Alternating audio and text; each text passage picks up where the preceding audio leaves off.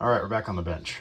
So if you've ever used a Safariland 6360 or 6390 with a TLR-1 HL, you'll notice there's a bit of a hitch in the draw sometimes in the holstering. The cause of that is the ears on the cross bolt here, so we get a focus on the TLR-1 HL, so they stick up quite a bit. What happens is they catch right here on the holster. Now, this is a 6360 RDS for an MMP, but it's the same issue with the Glock, same issue with the P320, 63 series holsters. I have all three and they all have the same issue. The little ears on here will impact, obviously this one's not tightened up, but it's left, orient this for the camera, it's left unscrewed to really emphasize where it's hitting when it's holstering. So right there. So you'll notice a rough draw, and after a while the holster will get a groove worn in it and it won't be as bad, but every so often it'll still catch. So what's the solution to that? Well, Streamlight sells this guy. This is a cross bolt for the TLR-1 series lights. It's the earless kit. These are available on Amazon for like $7. What's really cool is they come with the bolt, a tool to remove and install the C-clip, and another C-clip. So I'm just going to show you how the install goes on these.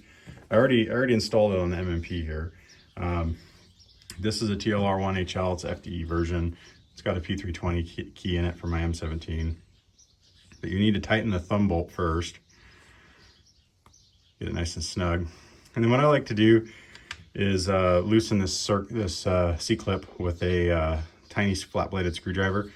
The tool is labeled remove on one side and insert on the other. The insert side has a groove cut in it to line up with the C-clip to slip it on the groove on the bolt. The remove is completely flat. I think you can probably stuff this in here to get the removal going, but it's a little difficult just because there's not a lot of clearance in there. So this tiny little flat blade screwdriver, everybody should have one. A small pick works as well, like a dental pick. So I just want to get into the groove of the circlip because I'm trying to pop it up out of here. It might take me a second here because it's not the easiest thing to get. And you just want to be careful. You don't want to damage your light if you're OCD about that. I don't really care. So this particular C-clip's pretty tight. Let me grab a pick.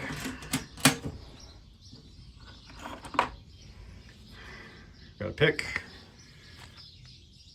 This will get right in there and just give it a gentle tug to get it unseated here. And there it goes. There's the clip off. And then you just got to unthread the cross bolt. Now you remove these ears, you will need a tool to tighten the light onto your gun. When I say tool, I use that term very loosely. I use a nickel because it fits the slot in the bolt perfectly. So now that's been removed. I mean, you can see there's the key right there that locks it all in. You got to remove the spring. This is what gives you that spring tension. Slip the spring on the bolt. And here we can really compare. See the ears versus no ears. Slide it in.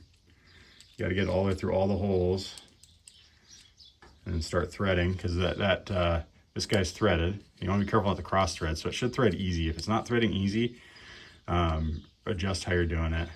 Quick tip on that: if you turn it the opposite direction as if you're loosening and then you feel a click, that means you're inside the threads, and you can start tightening.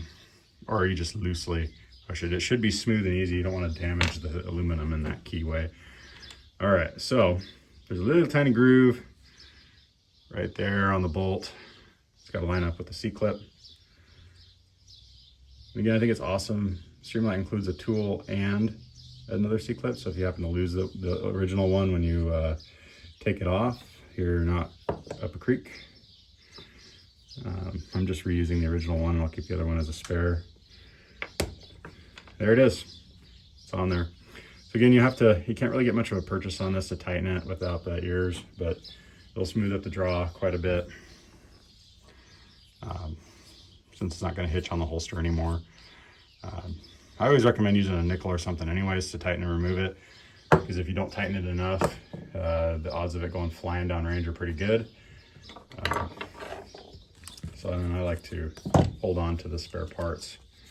I've got a whole collection of light parts in a drawer.